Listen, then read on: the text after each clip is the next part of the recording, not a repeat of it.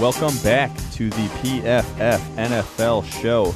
Just me and Sam Monson today previewing both games this weekend. So it's going to be a quick one, and we're going to jump right into it with the first game of the weekend. Jaguars traveling to the Patriots. Patriots a 9-point favorite, but Sam, Tom Brady supposedly didn't practice today. Is it time to push the panic button in New England? No, he's going to play. Although it is moving the Vegas line. It's moved, 1.5, 2 points, something like that. So there's something to it. It doesn't appear to be completely made up, fabricated nonsense. But I think you ultimately have to expect that Tom Brady's going to be out there come Sunday, and there's not going to be a problem. I think it's just a built-in excuse for if he plays poorly against this Jaguars defense. All of a sudden he's like, oh yeah, I had my hand was hurting that whole time. Oops, I'm still the GOAT. I'm still Tom Brady. It was my hand. Do you think he's going to though? No, I do think he has a good game. I still think he eventually plays well. But the Jaguars defense, if you were to rank the defenses in the NFL that have the best shot of stifling Tom Brady, they're either number one or number two. And to be honest, the Vikings would be the other one who's number one or number two. It's one of those two defenses. This defense is really good, but the game that terrifies me in terms of their credentials is that 49ers game, because between scheme and capable quarterback, they just couldn't live with it. The 49ers and Jimmy Garoppolo went out there and carved up this defense in the first half, and it didn't look like it was a problem. They just completely out-schemed them. They were able to force them into unfavorable personnel matchups, and Garoppolo was able to diagnose that and easily put the ball where it needed to go. You have to assume that with some time to look at the tape, this Patriots team has gone back, figured out exactly what they did, and will be able to replicate that without any problems, because they have an equal, if not, a minimum an equal in terms of schematic brain looking at the games, and they have the greatest quarterback ever to execute that game plan. Truthfully, I honestly think this Jaguars defense over the course of this season has schemed too much. To me, this is the easiest defense in the NFL to call plays for defensively. I would just play a lot of man coverage. Todd Wash, the defensive coordinator, likes to switch it up. They do a bunch of different things. While they play a lot of cover 3, they also play a lot of cover 4 and cover 6. Like, they do a ton of different things defensively and try to win with scheme at times. I wouldn't. I think this defense is easily the most talented defense in the NFL. I think they have a drastic, in terms of personnel in this game, advantage over the Patriots of what they can do. I would, in going into this game, keep it as simple as possible and just say our talent is better than yours. We're going to match up man for man and see if you can beat us that way. The problem with that, that was the Steelers' game plan. We know Tom Brady don't have we know Tom Brady struggles more against man coverage than he does against zones. It's not, it doesn't turn him into a gibbering wreck at quarterback or anything, but it gives you a shot. Mm-hmm. We knew that he carved up that Steelers zone defense every time he played them, so they had to do something different. They rolled into that game, and by and large it worked, except they had nobody that could cover Rob Gronkowski, or they thought that Sean Davis could cover Rob Gronkowski. One of the two things there. I don't think they thought. Is your problem. They tried it. We'll attempt it. What did Jacksonville do with Gronkowski if they do run a man-heavy game plan? I think either Miles Jack or Jalen Ramsey could. Miles Jack, a serviceable job. I think Jalen Ramsey could actually get the job done. See, I think Miles Jack is who they would give the shot to. Mm-hmm. I think if they ran that game plan, Miles Jack would be the guy tasked to cover Rob Gronkowski. I think Ramsey is the only guy that could do it. As good as Jack is in coverage, he's good for a linebacker. He's not, you can shut down one of the greatest offensive weapons in the league, good.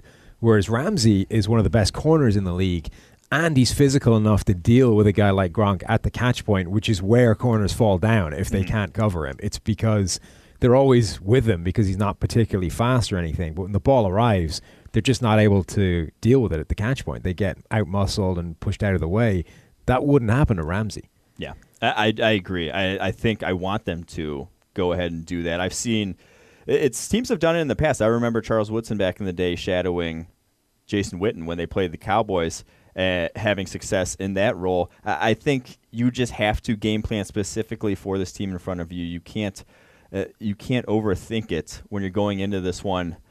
I think you just line up and say, we're better. I have some stats to back this up. Everyone's talked about the blueprint of how to beat Tom Brady. We've talked about it ad nauseum on this podcast, the fact that man coverage has been sort of, what teams have thrown at him all year long. He's had the most dropbacks of any quarterback against man coverage. It's really affected him. He's only completing 56% of his passes against man coverage this year.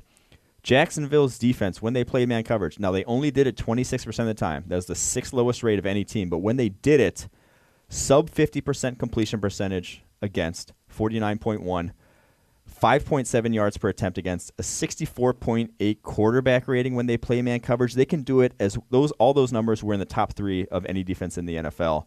They can do it as well as anyone. They should do it in this game. I just worry that they're not going to. Yeah, and I'll give you the stats to back up the Jalen Ramsey part as well. When Gronkowski has been thrown to when targeted or when covered by tight ends this season, his passer rating has been 144, or the passer rating on passes thrown his way. When it's safeties, it's 138.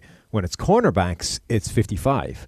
So those are the guys that can cover Gronk if you have one physical enough to live with him at the catch point. And I think Jalen Ramsey certainly qualifies as that. The other part of the equation to beating Tom Brady, everyone said it throughout his career because of the two Giants matchups, get pressure on him with 4 without blitzing him. Jaguars do that about as well as anyone in the NFL. 35.7% of the time when they didn't blitz this season, they got pressure on Tom Brady. That was the 5th best of any team in the NFL. And when they did get that pressure, it resulted in opposing quarterbacks having a completion percentage of 40.7, averaging 5.1 yards per attempt and a QB rating of 50. So they were dominant when those balls were getting away. And they had 40 sacks on those plays as well. So they have all the parts to execute the blueprint.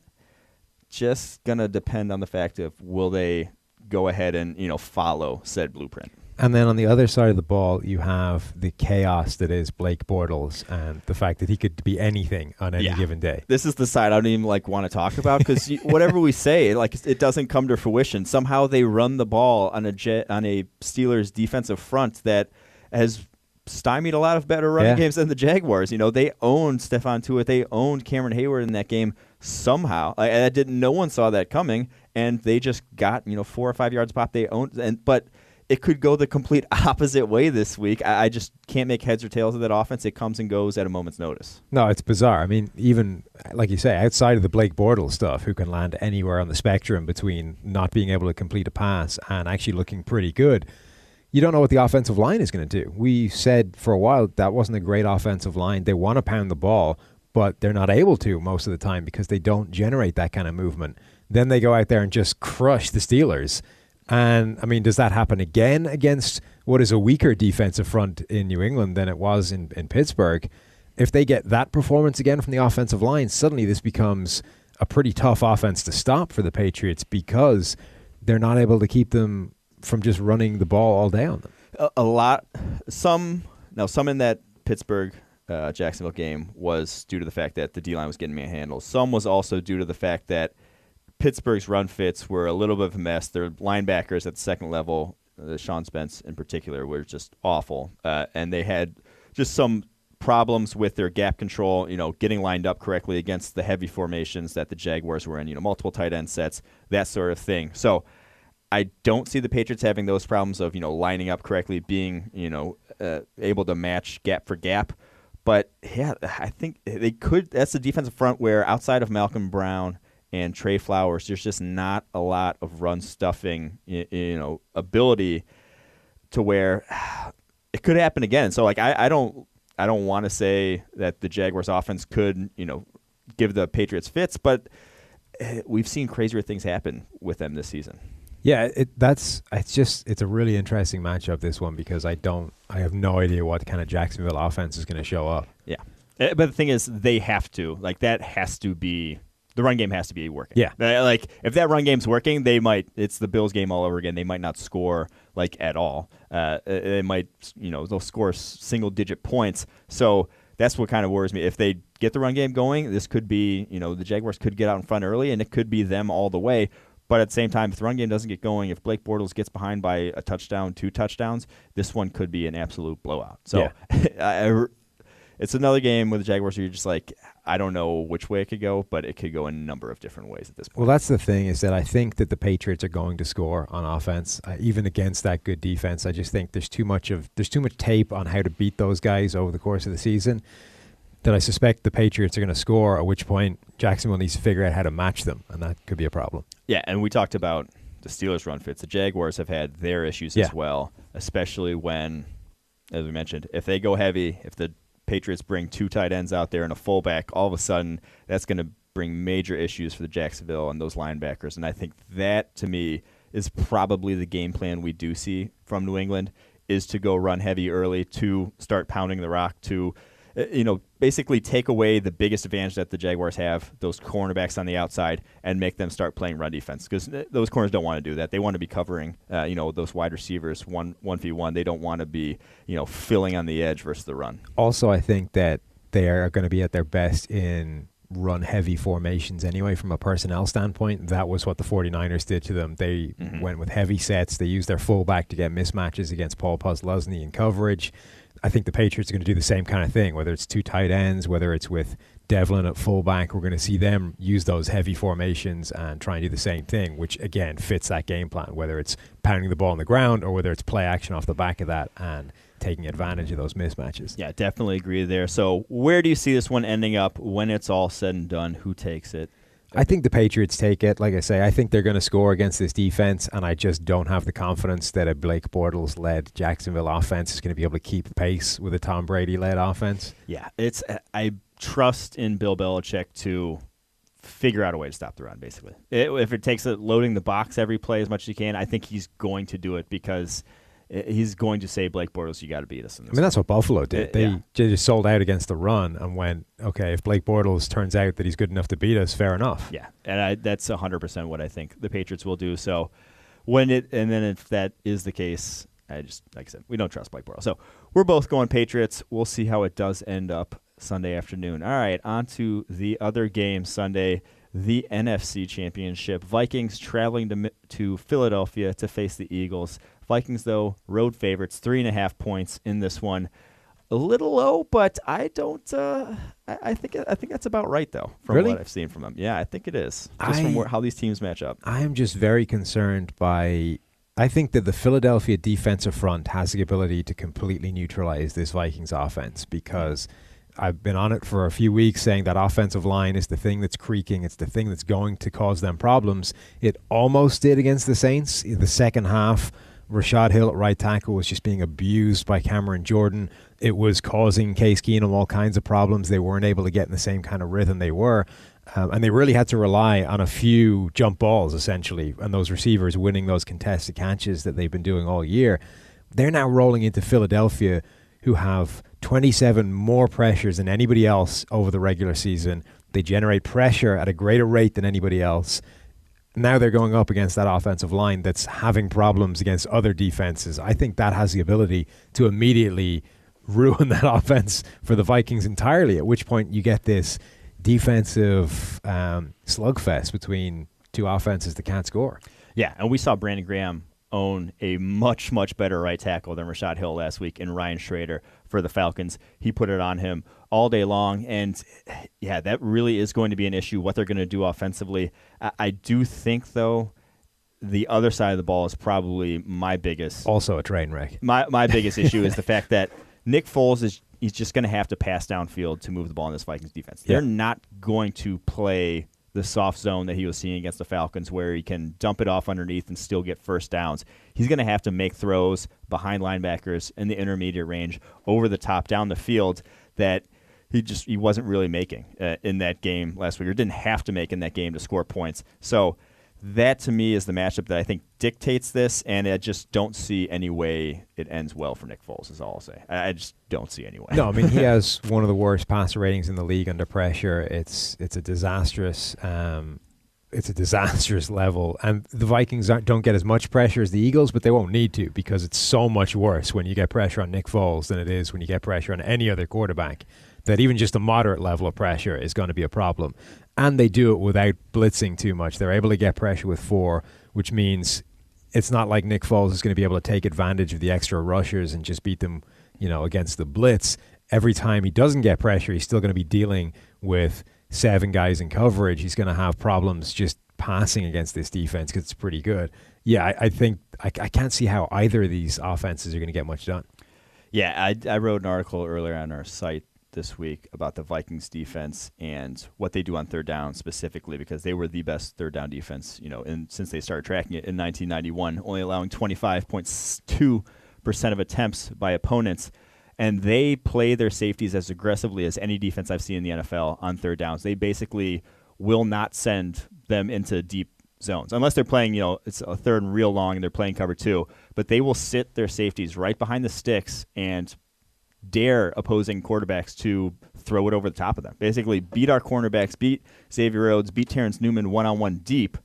And if you can do that, sure, you can convert. But if you can't do that, we're basically not going to allow you to convert because everything underneath is stuffed up at that point. So if the Eagles are going to move the ball, if they are going to have a chance of scoring, it's going to have to come through big plays in this one. Yeah. I think that's what's going to happen. And I don't trust Torrey Smith to be beating Terrence Newman. I don't trust Alshon Jeffrey to be beating Xavier Rhodes. Those are two very good matchups for the Vikings defense in terms of what each does well. Honestly, at this point, Philadelphia's best offensive play may be the defensive pass interference on a badly thrown pass, the way it was early in that Falcons game. I don't see a mismatch in Philadelphia's favor across the receiving formation at all. At which point, if they're going to get those big plays, I think it's probably going to be Foles just putting the ball in the air and hoping they get enough contact to draw a flag. If you read the QB annual, though, this year, you'd also know that Nick Foles, the lowest graded quarterback in the NFL on third downs. Yeah. So weakness on one hand for the Eagles versus strength on the other hand for the Vikings. I think they're just going to have to go incredibly run heavy. They just have to. We saw Doug Peterson's ability to get creative, throw out new wrinkles.